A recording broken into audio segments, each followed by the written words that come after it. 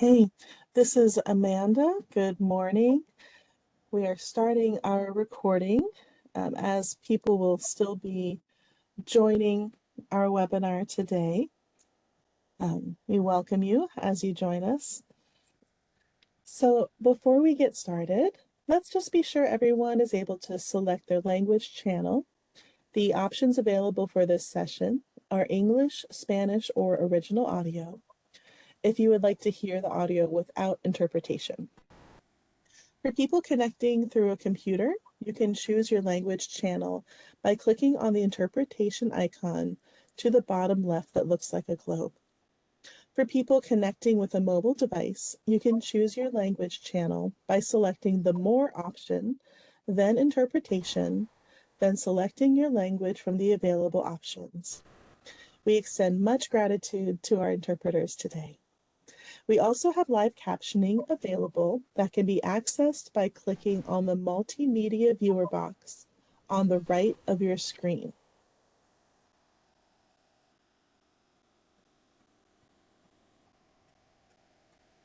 And we'll take a moment, and if we could switch to our next slides.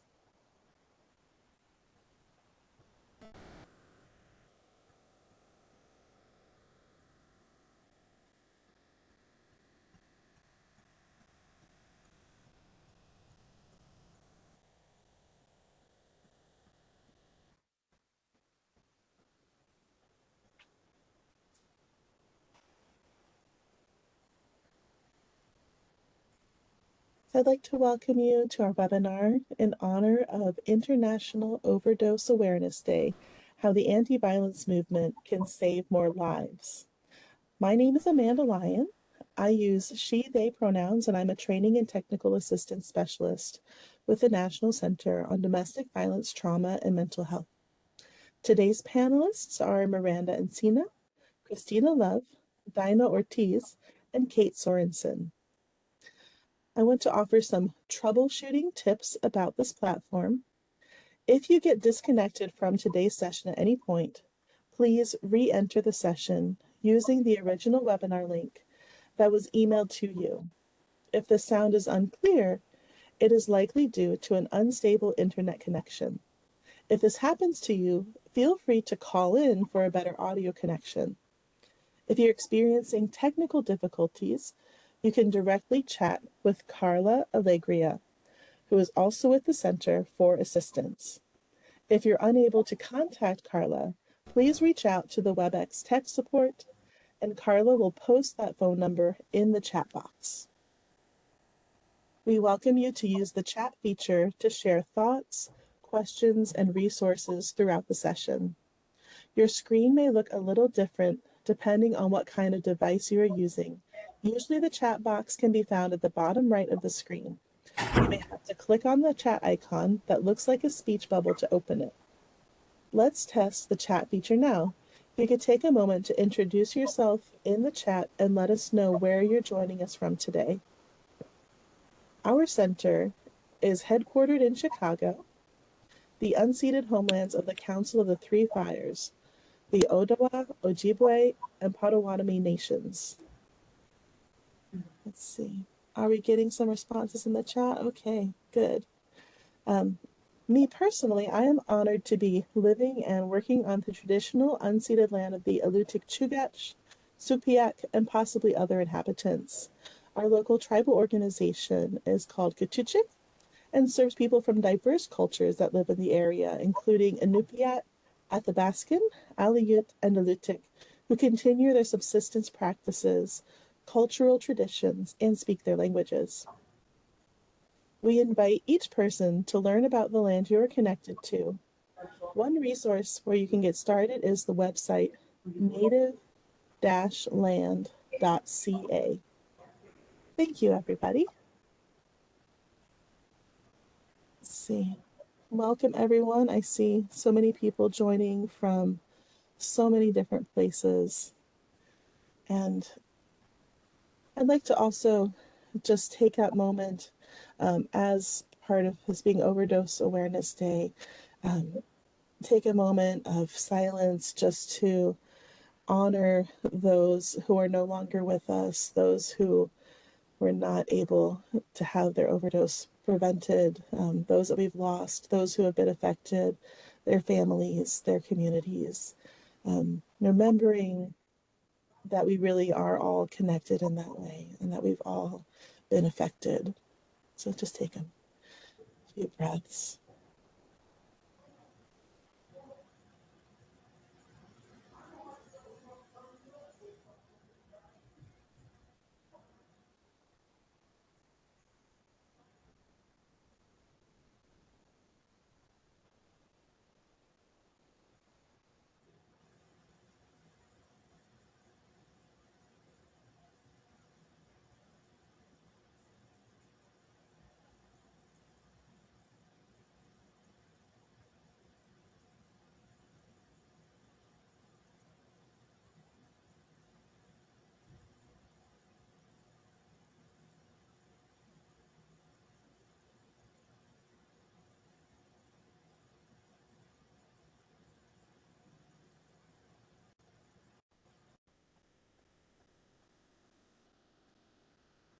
Thank you so much for sharing that space and remembrance. And I would also like to welcome you if you'd like to share a person in the chat too that you would like to honor and, you know, ask their presence to be with us. Feel free to share people that you would like to have remembered in our chat as well.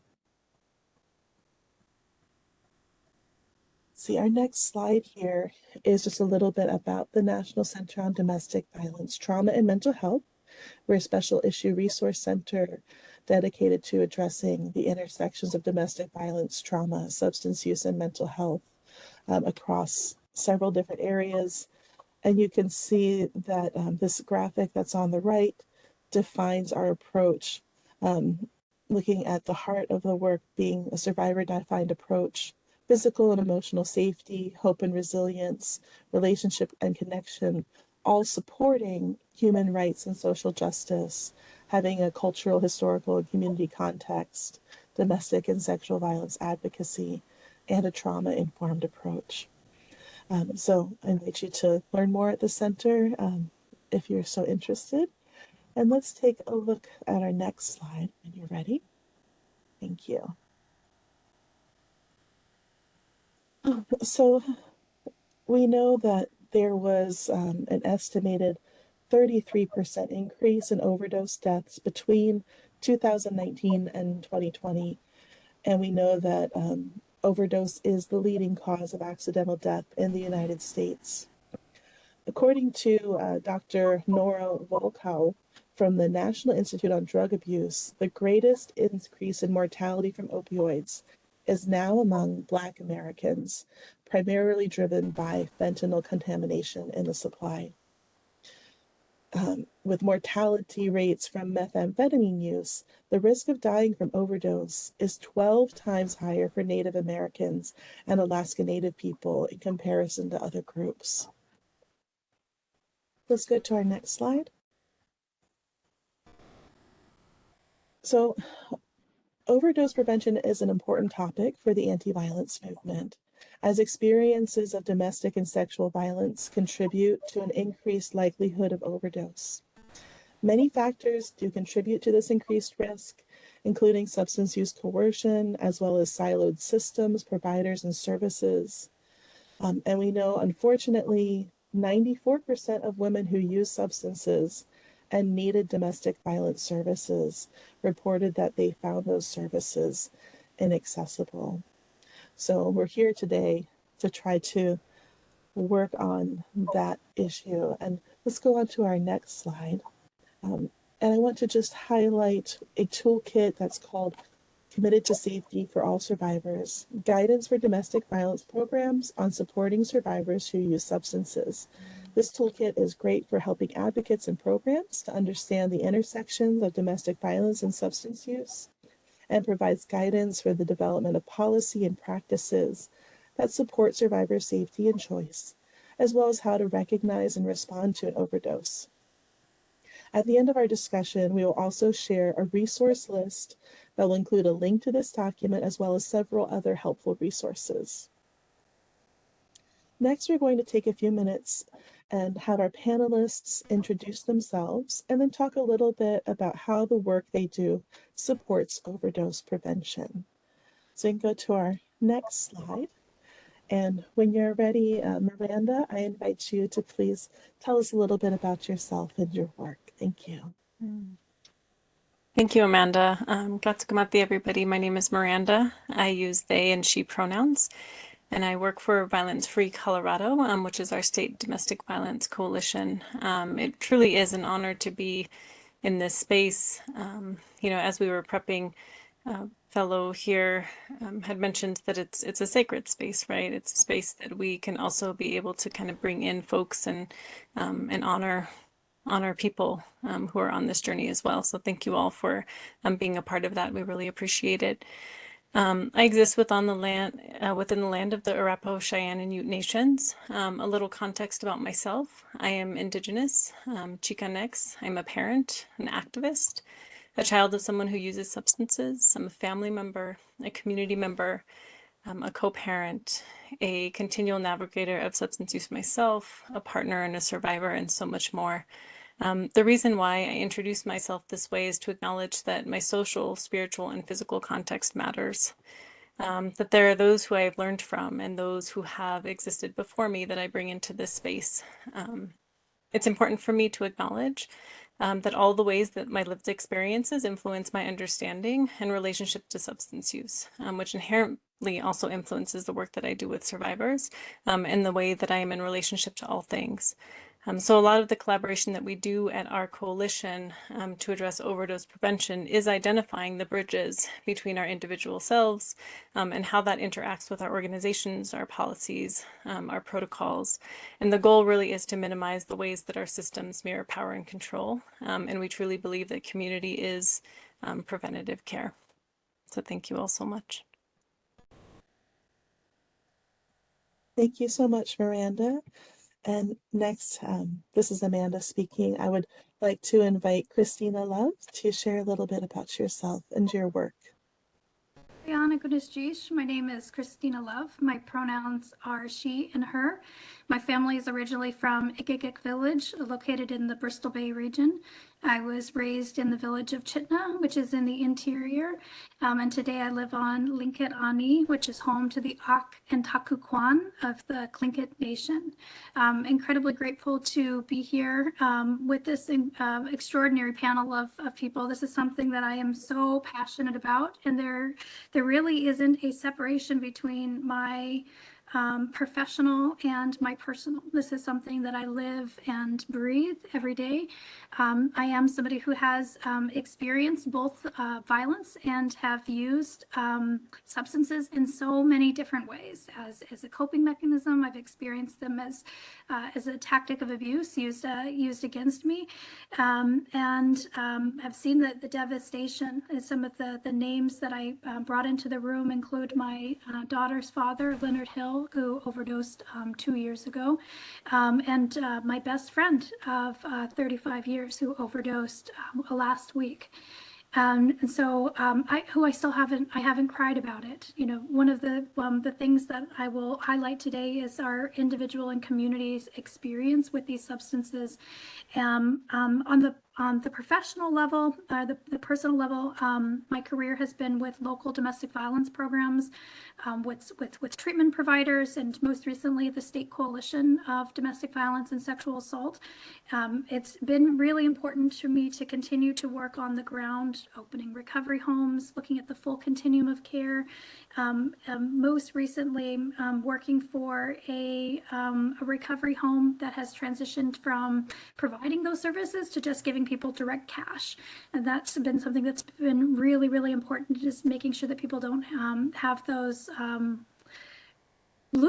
those hoops that they have to jump through. My position with the State Coalition has focused primarily on rural communities and people who have these dual experiences, ensuring that they have access to life-saving agents, that they have access to the full continuum of care, as well as education, that a lot of the devastation that we are experiencing comes from things that have been taken from our community. And so asking to have those brought back, and telling the whole story about how marginalized communities are targeted and then left with that devastation. Very, very, again, very, very grateful to be here and to be focusing on providing this education and moving into solutions. Thank you so much, Christina, for sharing. And let's look at our next slide. And I would like to welcome Dinah Ortiz to share a little bit about yourself and your work. Thank you. Hi, thank you everyone for having me in this space. I really am honored to be here amongst all of you amazing activists. The work that I do is simple, but it's complicated, right? I represent a community of marginalized folks who are oppressed every single day, who are facing loss of income, loss of freedom, loss of family, loss of housing, and constantly having to. It's kind of like when you go to the hospital and let's say, for example, everything is down, all the systems are down, and they need your blood type. So you walk in and you're telling them your blood type is type O. And they say, okay, but we're going to go talk to the dentist over here because the things are, our computer system is down. So let's go find out your blood type from them. And they say, well, your blood type, maybe it looks like it's a type A negative. Okay. No, but I'm telling you my blood type is O. Well, let me go talk to the person over here that works in the with security. What do you think their blood type is? We're constantly hearing people go around asking other people about what it is that we need, and we're telling folks this is what we need. This is what our community needs, right? But nobody is listening. So what happens from that? People die, right? And so then that's why we have all of these overdoses. We've been telling people for years and years and years, this is what we need. We need for drugs to be legalized, decriminalized, so they are no longer poisoned. So people are not dying from poisonous things that are being put into the drug system, into the drug supply.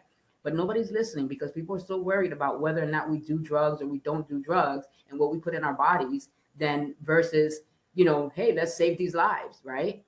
The only ones that this affects are those that are poor. Black and brown folks and indigenous folks that are poor and have no resources. Because I'm sorry, but affluent white people do not get arrested for using drugs. They don't get their children taken for using drugs. They don't get their freedom taken for using drugs. They get to use drugs in the comfort of their homes and not have any repercussions. So all I'm saying is that I'm here to basically disrupt the narrative and show people a mirror and have them take a good look at themselves. That's the work that I do on a daily basis. Thank you. Thank you so much, Dinah, for bringing such a powerful perspective to our panel today. I'm so glad to have you. And so let's look at our next slide. And I would like to invite Kate to share a little bit about yourself and your work. Absolutely. Hello, everyone. It's a privilege to be here with all of you today. My name is Kate Sorenson. Like many that have shared already, I am a mother. I am a survivor of violence and abuse. I am a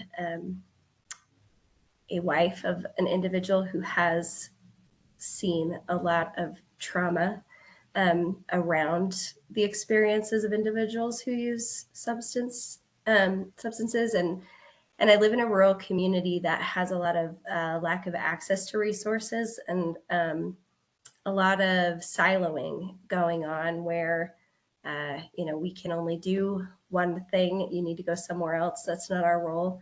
And sometimes, if you've lived in a small community before, sometimes we need to lean into that community piece and say, it's okay for us to find collaborative ways to work together in a small space and do those things all together instead of being okay with them just not being available and saying it's not our problem. And that's really where my professional work has come in. I currently serve as the executive director of a domestic violence and sexual assault nonprofit community service provider in Cedar City, Utah. We serve a very large 3-county area in southern Utah that is completely rural. We exist on the lands of the Paiute Indian tribe of Utah, and we work very closely with them as partners. We also provide a lot of services to anybody who comes from the corridor of I-15, which is a major interstate that runs through the area that we live. So we see all types of people, of situations, circumstances, where we're here to provide those services in a rural area. And my role has been to challenge the narrative around what we can and can't do, and how we sometimes have a little bit more of a nature to say, that's not my problem, that's not what we do here, sorry, we can't serve you, that's not our role. Because as people, we are not in boxes. The pieces of ourselves don't fit in boxes. We don't have little slices of us that are categorized nicely with color-coded keys. And if our role and our goal is to serve the people who live in our community and help them maintain or create safety, then I think it is our role as leaders and as programs to be able to find or carve spaces for that, especially for those who are so at risk in our communities, to be able to thrive and have access to the same safety that anyone else would. So that is my role, and I appreciate being welcome to the space.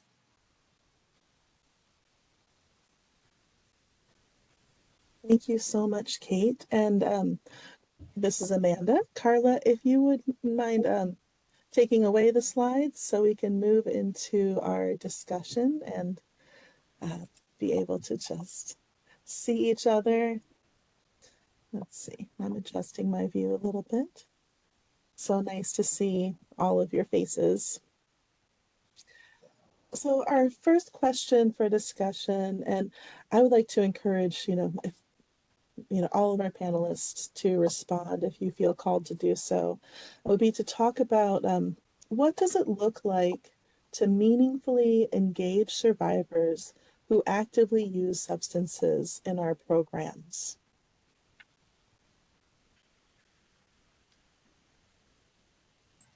Amanda, I'll go first. I want to address that like false dichotomy between like survivors in programs and staff in programs. So we had a huge harm reduction event last week, and a staff person who is part of that showed up under the influence.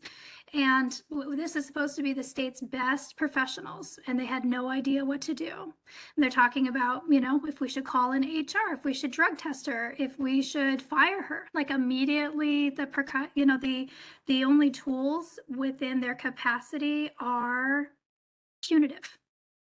And if programs have that, like right now, what would happen if I was under the influence? I would be fired from my position immediately, knowing that I have a sexual assault case that's actively happening, that I have family, that I have, that if we don't address the fluidity between ideology, between language, between practice, we cannot expect a different outcome over here. The only tools that people know how to address substances is with punitive action, whether that's a family member. And a lot of the worst parts of addiction come from the isolation, come from the removing of natural supports and capital, social capital, employment capital, that all of those things become removed because we as a society have this reaction that that it has to be bad enough for you to want to change. You have to feel the pain. You have to, so it becomes this where we give ourselves permission to cause harm. So to come back, to really address this question, you have to think about how you yourself would address your partner coming home under the influence, your children, your staff, your neighbors, your mom, you know, and if you don't have an answer, you can't really expect there to be something different. So it's like the conversation starts way back there. Like, what resources do you have to offer people that are centered around dignity, respect, a care, sovereignty, autonomy? That I'll tell you right now, my safety plan is it's March 3rd. I celebrated 10 years from active addiction, and I'm exploring the language about how I talk about that so that I can make room for everybody else who has a pathway and a decision that is completely different from mine. If I make the choice to go back to heroin use, I hope that all of you, that my family would ask me if I'm okay or if I need anything. Is this what I want to do? That might be my choice, and approach it without shame, without guilt, a knowledge of resources. Because if I don't feel comfortable with you, if I don't feel safe, I'm not going to continue that conversation. I'm going to block you immediately. And that's kind of a principle around life, right? That we're not offering unsolicited advice, and we are approaching it from empower baits. And so that means that I'm going to give you the option. I'm going to tell you what your choices are. And I'm going to do that with so much love and with so much respect, and really after, operating from a place that people's lives are their own. So we have to give them the dignity to make those choices.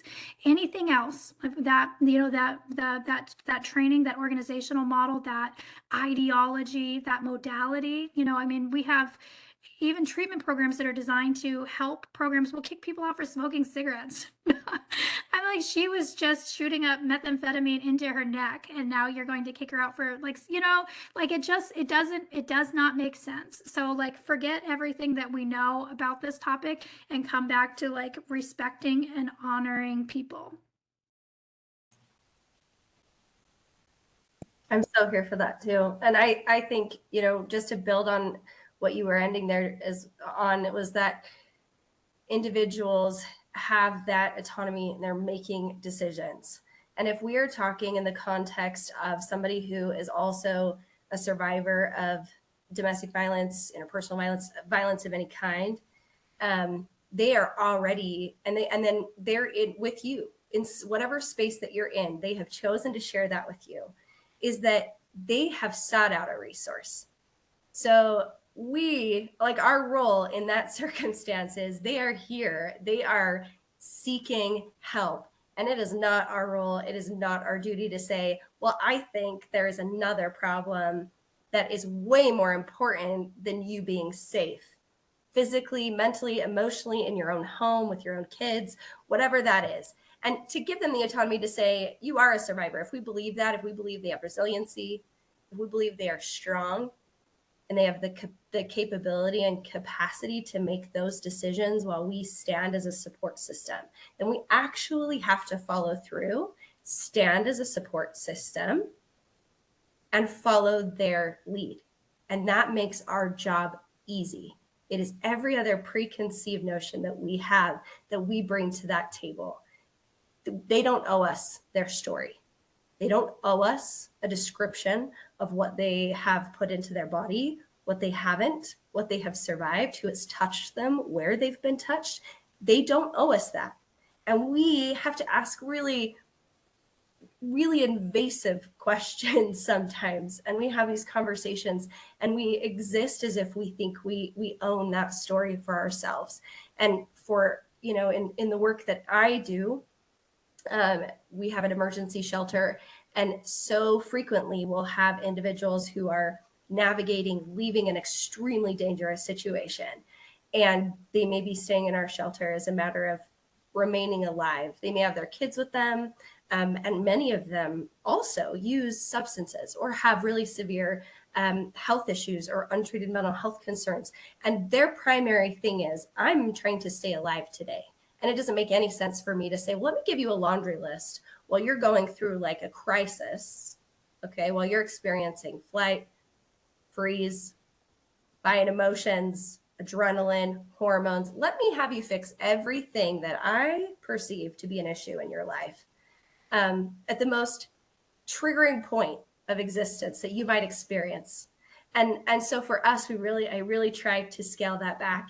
we have a lot of other individuals, maybe you work in a shelter, sometimes you have other clients or staff that say, well, they're using, and that can create a safety concern. We love to hide behind safety concerns in this work. And I'll say that could create a safety concern for someone down the hall or the mom over here.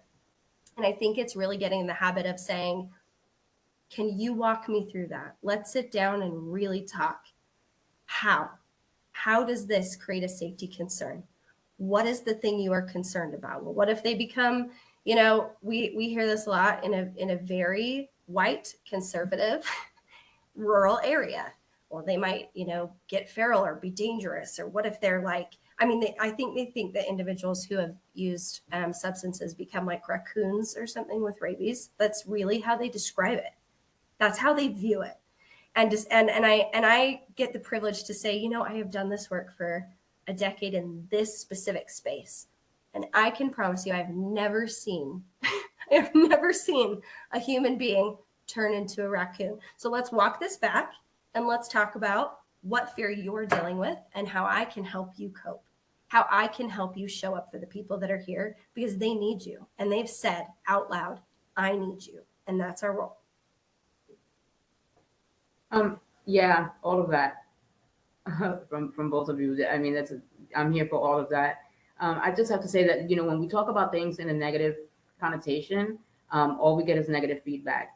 And what have we been doing for generations? Talking about drugs negatively, right? Drugs saved my life. There's no other way to put that. You know, my mom passed away when I was 13. My dad and I didn't really have a good relationship. I'm the youngest of 9 siblings. I, you know, was sexually assaulted at a very young age and pretty much raised myself. So I turned to drugs and it got me through the rest of those years, you know, and it kept me numb at times when I needed it to keep me numb. It kept me, you know, awake and coherent at times when I needed it to. So yeah, they saved my life. Was there any space for me to go and talk like that or talk to anyone about that? No, because all we got were punitive responses, right? Punitive measures.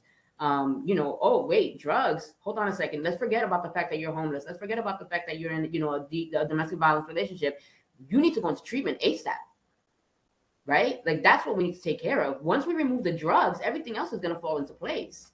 This is what we're telling people, right? Like, we're hiding behind this whole smoke screen of like, once the drugs are out of your life, everything falls into place. The money falls out of the skies. The roof goes, it forms into your, you know, over your body. And you have, you know, everything's secure, right? Your children have food to eat every day. You have transportation. You have all of this stuff happens just automatically. Let's just remove the drugs. So I think that when we start really talking about it in a way that's realistic, right? In a way that says, you know what? Sometimes it doesn't work and sometimes it works, right? So let's find that medium where you know, you're not dependent on it, right? But you can still get through life and you can function. And that's if you so choose, because if you so choose to be, you know, abstinent, then that is your choice, right? You have the anonymity to do that. But let's not start making decisions for folks that make us feel comfortable, that are based off of our morals and values, right? Because that's what we like to do. We like to sit there and point at people and start digging in people's closets and stuff, right? Forgetting that we have our own closet with our own skeletons there, you know, because we're perfect as long as we can, you know, dole out this advice that has all these punitive measures. Like, oh, well, you know what? Because you're using drugs, you know, now you can't work. Actually, you can't even function. You can't go to work every day if you're using. You can't, like, there's a lot of can'ts, but there are not the things that you can do, right? Like, you can actually get up and go to work when you are not sick off of heroin. You can actually get up and go to work when you take your first hit of whatever, right? Like, those are things that you can do. If you have all of these other, if you have your social support network intact, right? And you have a stable home, you know, for you and your family, and you know that you have a job to go to make money, drugs is the least of your worries. Like, you're good on that, you know? And I think that if we start thinking about it like that, right, we can start offering advice to folks that really makes sense and makes sense for them, and giving people, again, that autonomy to be like, you know what, this is what works for me right now. I want to be in recovery right now. I want to be in recovery for 6 months. Let me see how that works. I'm gonna start for today. Just for today, I'm gonna be in recovery. Let's see how that works, right?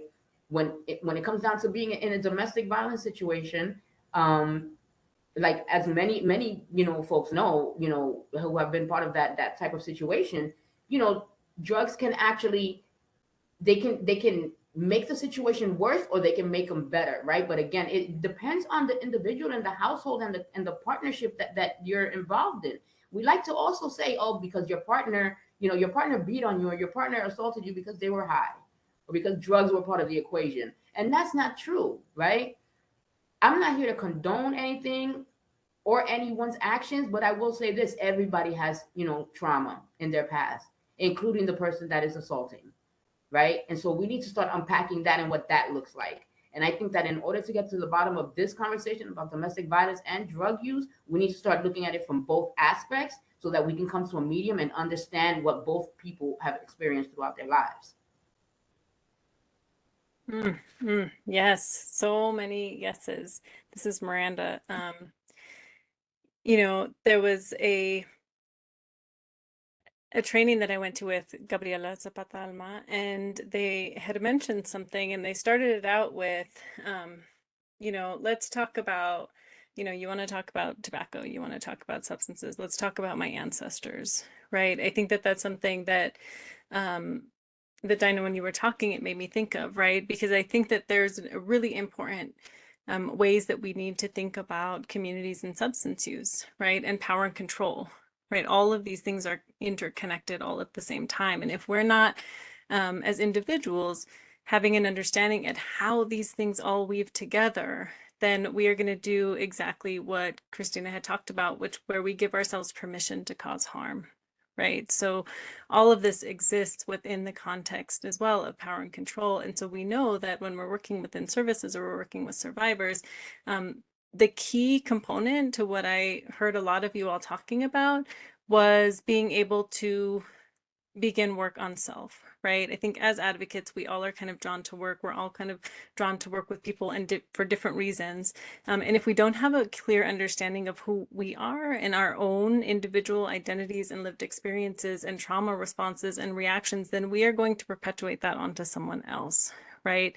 As someone who has, a father who uses substances and is an alcoholic, it was very important for me to identify when working within services that when someone came in under the influence, there's something, my younger child self was like, oh, hey, something's going on, right? But that was my responsibility to figure out. That was my responsibility to then not project that onto somebody else. And so how are we, doing our own work to be able to meet people where they're at and humanize them and understand that people exist within context. And I think oftentimes when we work within programs, we don't realize that. We think that moment is the moment, right? When actually it is a very small moment within people's larger lives that we really need to be able to honor, where people find strength and resilience and community and healing. And all of those things are kind of are interconnected. So thank you all so much. That was also beautiful.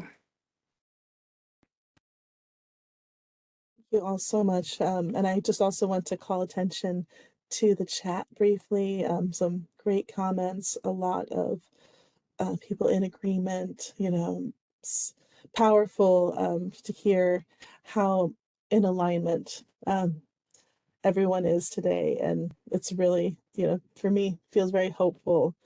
And so I'd like to bring in our next question. What are some innovative ways that the anti-violence movement is helping to save lives from overdose? And, again, if anybody would like to start off, I would like to invite everyone to answer if you feel called to do so. Put it in the chat as well. This is Miranda. What has been really amazing about the opportunity to be on this panel has also been the opportunity to connect with the community, right? I think that there are so many ways, I work as a coalition, and so there are so many ways oftentimes where there's so much grassroots movements that are happening. I introduce ourselves as activists, right? A lot of the work that are happening within our community are activism work, and I got to talk with two specific organizations, the Youth Community Education Educator Through Project PAVE organization, which is a local organization where they were able to create a Think Like a Genius project that was led by the youth, right? So the youth in their communities were able to be fully supported in identifying what solutions to community safety concerns that they had in their community. And so, all of these youth got together and they were able to kind of think through and problem solve. And what they created were these, the libraries that you find, you take a book and you leave a book, those libraries. So they used that model and they began to implement these. They're beginning to implement these in our communities, where they then collaborated with our harm reduction centers, who will now stock these, libraries with, fentanyl strips and Narcan, and education, right? So, and then they're taking this to all of those different communities, and able to then create shared knowledge and global knowledge in what they're learning, and the solutions are coming from within, right? So that's something that one of the organizations are doing. And then the other one is Servicios de la Raza, who is doing a phenomenal job at doing exactly what we're talking about, where they are understanding that there is such an overlap between housing, food security, childcare, like all of these different components that exist within people's lives, and really creating wraparound services to meet people where they're at, especially if they're at a place where they want to be in some type of recovery program. And so at the same time, they're making sure that they're grounded in conversations of domestic violence and intimate partner violence, and how that intersects with substance use and what that means, but then also making sure that they have childcare, access in multiple different languages, access at multiple different times of the day, because we know what that means for people who have children, and jobs and all those different pieces. So those are a couple of ways that, I'm really seeing some movement within the anti-violence movement. This is Christina. I'm grateful for this question, and I want to think about it on like multiple different levels. So I thought of on the basic, like on the individual level, hiring people who have lived experience. We can call them peers. I mean, and these are people who have intersectional identities and experiences. So I think about reentry, I think about homelessness, I think about disability, domestic violence, sexual assault, and substance use, and all of those things coming together. We know that people's experiences are not siloed, even though the systems are. So we get that full range of where people are, and having people with lived experience being, there's so many different roles that we play, from storytellers to advocates, to advisors, to sitting on the board, and then making sure when you are working with those people that you do the organizational transformation that's needed. So having policies and practices in place to support people. So with the intention that that you're hiring somebody who has a history of trauma, and very presently, that we move away from, you have to be 2 years violence free to work here. I have never been a better advocate than when I was in it, in my substance use, and while experiencing violence, so that and that really removes a lot of those power imbalances that keep us from doing our best work.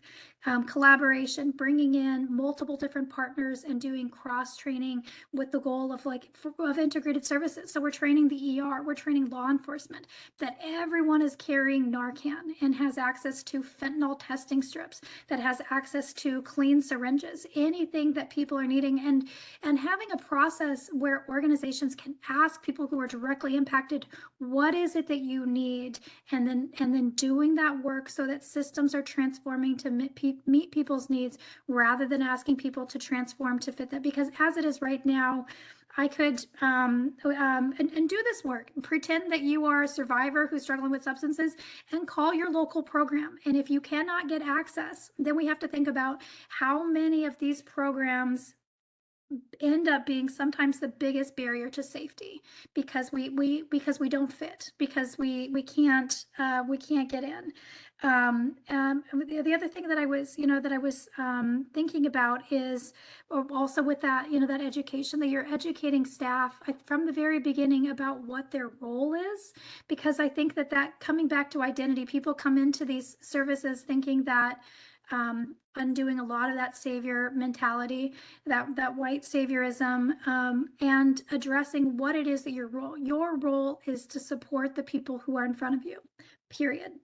allowing them to lead, and then really learning where staff are in that educational process, and having the policies and the practices to back that, so that people understand that substance use is a huge part of the population that they're serving, and we have to be able to meet them. Our studies, our statistics show for a long time we thought it was a subpopulation. We are the majority. And as Dinah said, substances saved my life. The role that substances played for me is that I get to be here. So then we also use language that doesn't take away from that. So it's not substance abuse, it's not substance misuse, it's just substance use. This takes away the morality of it, and making sure that that the process is the same as the outcome. I'll say it again, that the process that you do this with will be the same as the outcome, that it will be equitable, it will be centered in healing, it'll be culturally responsive, it'll be accessible. This sounds like a lot, but what I'm telling you, this way of advocacy is not exhausting. It's liberating. Meeting people where they are and empowering them. Every rule that you have has to be enforced. Every rule that you have comes from power and control. This is with staff, and this is the people that you're providing services to. So we really have to examine those power imbalances. And we spend a lot of time keeping these systems alive rather than providing that direct service. And the people who are providing those services, they need everything that the people who are experiencing violence need. We are one and the same. And if you can't give it to your staff can't give it to them. That means entire cultures and environments that are supportive, that we're more than tolerated, we're celebrated, and we are welcome within those spaces. And that is a heavy lift, and it has to happen. The cost is too much. We're dying.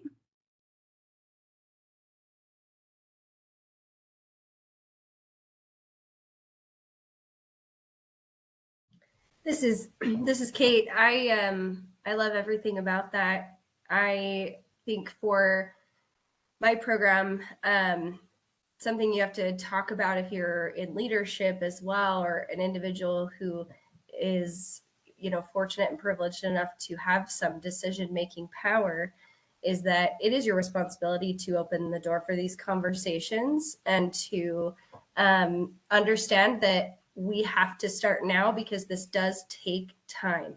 We've moved away from a rules-based approach at our center, where we talk about, and that really came from a conversation with our staff in saying, what's exhausting? Well, having to remind people of the curfew, and having to set and unset the alarm, and having to do that. And it's like, okay, well, so we need a security system that can be dynamically utilized, that doesn't have to be reset functionally every single time. We need to be able to, why do we have this curfew? Are these is this a safety? Is this part of someone's safety plan where they've said, hey, if I'm not back by midnight, I'd like you to call me because I'm concerned something may have happened? If that's the conversation, that's not a curfew, right? That's part of a safety plan. Why do we have those things? And your most powerful tool that you have is your staff. These changes will not be exhausting. These changes will be liberating. I can tell you for sure. We have had less interpersonal conflict. We have had less instances of, paraphernalia in dangerous situations, which is what it was called before at our services, where we actually have places for people to feel like they have their own space. They have, a safe security. I don't have to ask about that. I ask that, you be respectful of other people, just like you would with your dirty dishes, just like you would with, honoring other people's privacy. We don't have to know everything about the way they are engaging in their personal activities or what they're doing in their life in order to provide services. It's not necessary. If you feel like it's necessary, I really encourage you to find a safe person for you who has opened up to you about maybe their substance use, and ask them about their experience, and ask them about what that's been like for them, and ask them if they have worked with you in some capacity, if they have seen ways where you could have adjusted your language and you could have gotten some feedback there. And for me, I always really say, when we're working with other organizations that I've helped with this, is your staff have to be on board with you. That's the benefit of this situation, is you are not giving any kind of dictates or mandates. Like, you are sitting down and saying, how can we as a staff, like, let's come up with a collective solution. Let's bring individuals in, let's bring survivors in and say, what can we do? How could we come up with a solution here? And when you have people that have that buy-in where they've come, with a solution, it's how we, our very first example is we got rid of a curfew, or we got rid of, if you came home and we could tell that you'd been drinking, you had to leave. This is ludicrous, but we need to call out the places where we could do better. We used to have it so you had to leave to sober up before you could come back. Individuals who came to our facility, a secured facility, to be safe. And that was the barrier we had. And our staff so frequently would go out of their way to not enforce it or call someone else to enforce it because it felt wrong. So you get those people in a room, you get those staff, and you say, let's work through that. What are we nervous about? What's happened? Do we understand the difference between safety and comfort? And do we understand how to have an honest conversation with people and ask questions to say, I want to understand how I can serve you because I'm a support system. And that's the best question that you can ask, and start there.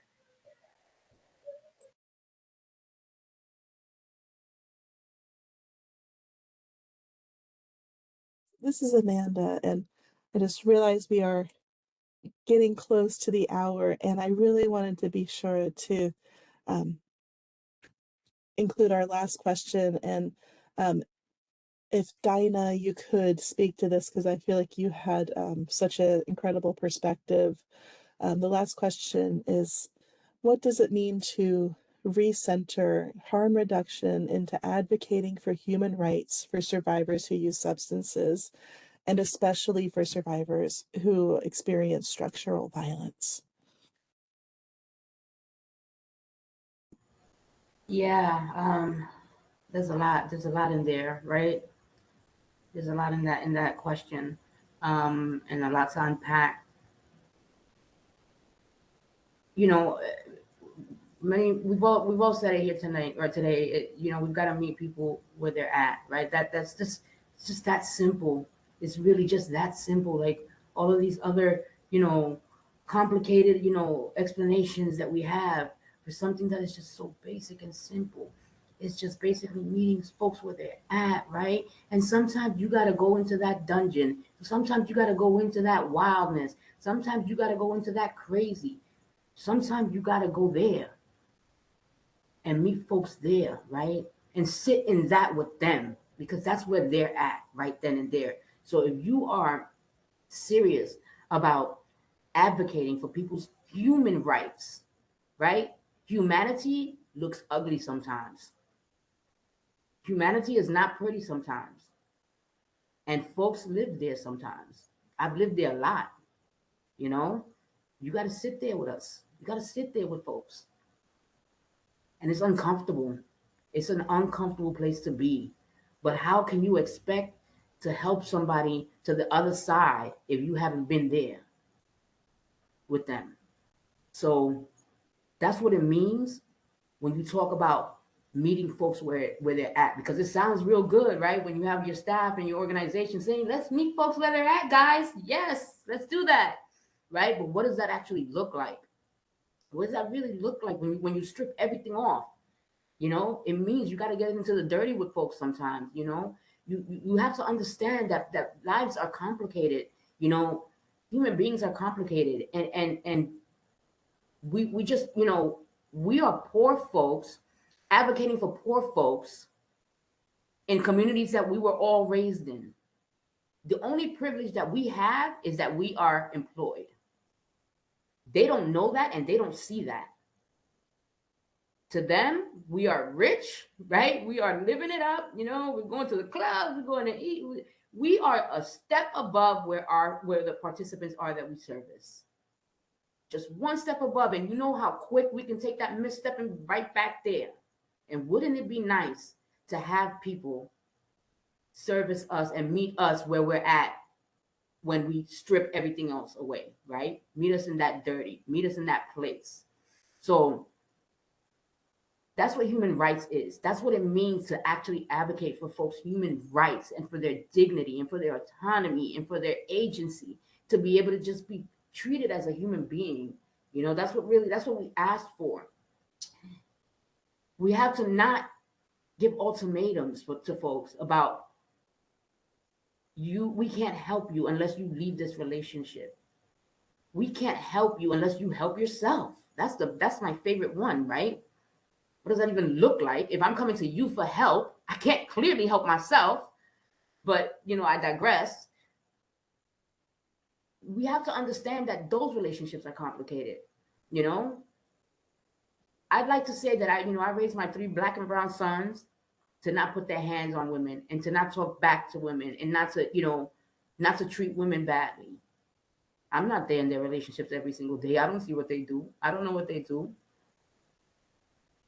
Would I love them the same if they did that, though? Absolutely. I would love them more, because that's when they needed more love from us. That's treating them as human beings and giving them their human rights. That's what that looks like. So when we are advocating for our community, especially those that are more marginalized, right? We need to be advocating for both aspects, because if we can help those folks that are in those relationships be able to work through their problems and work through the issues and maybe keep them together, keep this family together where they can both seek help and counseling and deal with their past trauma that has brought them to where they're at, that's a beautiful thing. Instead of trying to separate families and separate children from their father or their mother, or the abusive relationship that they are being raised in, let's try to mend these fences. Let's try to let's try to get to the root of the problem, instead of trying to continue to keep putting band-aids on things. I mean, what a beautiful world it would be if we went there, right? 1,000%. The people who need love the most act in the most unloving ways. And when we think about harm reduction, and Dinah, I think you had talked about this in one of our prep calls about how you don't identify as a harm reductionist because it's been whitewashed. But the principle is that we survive. That's the whole point. And we focusing on the survival at all costs. There's another great quote that talks about if people could stand in awe of what people are carrying instead of in judgment about the way that they carry it. Our focus and our attention has been in the wrong place for too long. And then that leads to these social contracts, these social hierarchies for a group of people who are already at the bottom. And then we have more of those bottoms. So when we think about people's right to autonomy to choose, so much of that has to start with your own internal work. Do you believe that people have the ability to overcome whatever it is that they are addressing? And do they have the resources to do that? And then oftentimes, if you think about you yourself and your ability to ask people for what you need and to be able to get it, really it comes back to and also believing that the people who are causing that harm also have the ability to heal from that harm. That if we place that violence is the unnatural thing, and that trauma and substance use are very natural reactions to that changes the way that we look at the work, that changes the way that we talk about the work, and that also changes the structure that flows from that, and making sure that your agencies and your policies are not an extension of law enforcement, that we are not really having these hard conversations, these liberating conversations with our community about who we are for the community, that you are a representation, or the way that people are interfacing with your program. There's a survey from Faces and Voices. It's one of the only pieces of data that comes from people who are in active use. And it asks them to rate what it is that they need. Nowhere on there did people ask for abstinence-based recovery. It wasn't even on the survey. They asked to be treated with kindness. They asked to be treated with dignity. They asked for housing. They asked for help and support. And when we think about, one of the things that we love to do with safety plans, your safety plan is only as good as it is honest. So if people can't tell you about their drug use, they're definitely not going to tell you about all the things that they've done to get those drugs. People want to talk about human trafficking, but they can't talk about the other parts of it. Like, you're not going to get to the thing that you want to talk about without first, and that is a way of being. Like that, the women who are on this panel, I would call them today with something. I trust that is who they are, and I know that they walk that out in their lives. I've seen it. Amanda, Gabriella, Miranda, all of you are on here. It is a way of being when we sit with one another and we are present. And I am dedicated. I'm here championing you on. I am dedicated to your well-being. That is a total change in advocacy. It is not my role to tell you what to do. It is not my role. I don't even have an idea of what would be best for you, but I love you and I support you, and I will do whatever I can to ensure that. And the mostly giving people resources. Like, we already have the solutions. We just don't have access to money and power. So do away with all that. If I could go back again, I would just give people land and money back. Like, we naturally create community in jail, in treatment. When I was homeless, we naturally create community. We naturally connect to our culture. We just need food. We just need housing, and we just need people not telling us what to do. This is Miranda. Yeah, I know we're at time, and I just want to reiterate, if there are things today that folks feel, uncomfort, or I want you to lean into that and be curious, right? Because there are a lot of different perspectives. There are a lot of different lived experiences today that I think even for myself, I'm like, oh, well, what does that mean, right? And what's coming up for me, and why is that coming up for me? So I think when we're centering harm reduction and we're being curious about the ways in which we're uncomfortable, and being willing to kind of have opportunities for different perspectives, and then really centering, where do people find community, resilience, healing, right? Where do people find those? And if you lead with those questions, then the rest, will be able to fall into place around support. Lastly, I'll just say, you need your services to be as easy to access as heroin. You need support to be as easy to access as alcohol. And tobacco and caffeine, like, there's addiction, like, there's just a whole other way of thinking about it. But this is how we're going to save lives. And there are lots of ways that you can access Narcan. So if your agency already doesn't have Narcan available, all of your advocates should be trained in that. Fentanyl testing strips, like, it is in your community. And if you don't know how to have those conversations, that's the goal. No matter how you feel about this individually, this is what's going to save people's lives. I carry it in my backpack everywhere I go. I have fentanyl testing strips with me. I have Narcan, and I hand it out to people constantly. And I'm asking agencies, do you have it in your office? Do you know how to use it? Do you know how to access it? You can become a distribution site. And if clean needles is something that scares you, there are other programs that can do that. And understanding the role that each of these programs play, because the end goal is that we save people's lives. That's all that matters, that people are alive long enough that they can choose.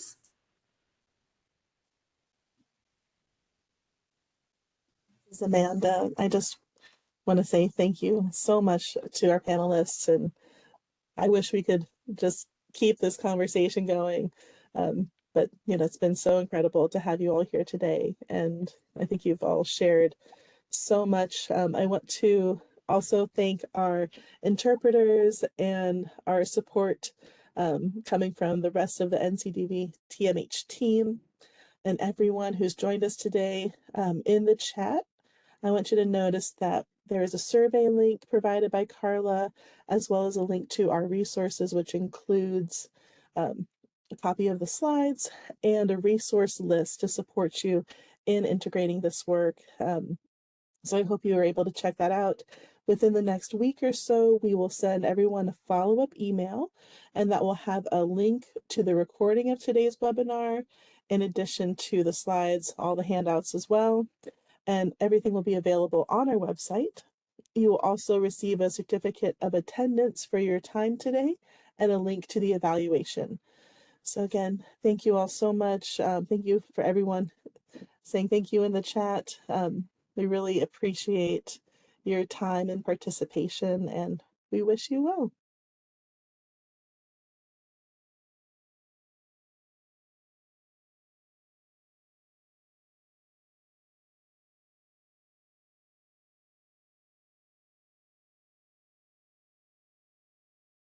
And then, can we stop the recording at this point?